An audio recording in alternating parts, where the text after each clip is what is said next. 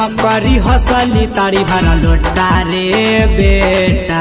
चलो है मकरी हसली तारी भरा लोटा रे बेटा। धना जइया के बहिनी में डाल दे सोटा रे बेटा। तोरा मोया में डाल दे सोटा रे बेटा। गावो ही तू गाना ऐसन काहे रे बेटा।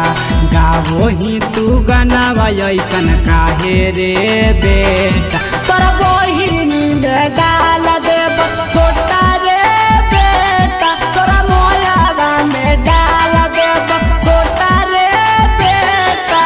धना जइया के बहिनी में डाल दे सोटा रे बेटा।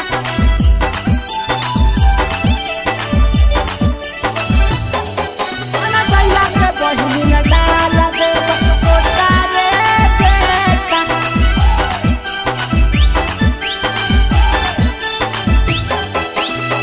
सुन रे धन जइया बहिनी घूमो हौ बाजार रे।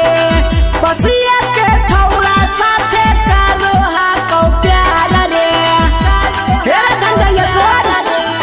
सुन रे धन जइया बहिनी घूमो हौ बाजार रे।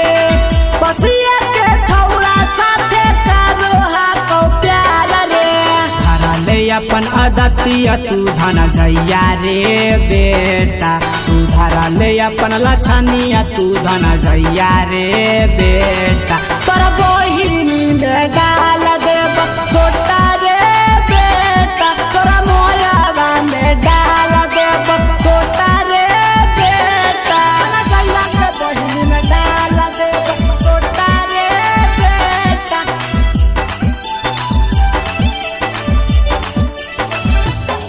धना जइया के बहिनी में डाल दे सोटा रे बेटा।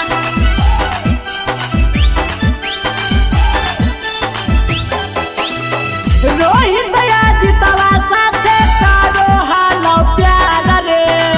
रंजित साथी सवा साथे घूमो हालो बाजार रे। सुन रे धंजैया रोहित जितवा साथे कारो हालो प्यार रे। मनटू पंकजवा साथे घूमो हालो बाजार रे। कबारा बहिन से करा दे अपन सेटा। अरे कबार धना जइया के बहिन से हो जइतै अब सेटा।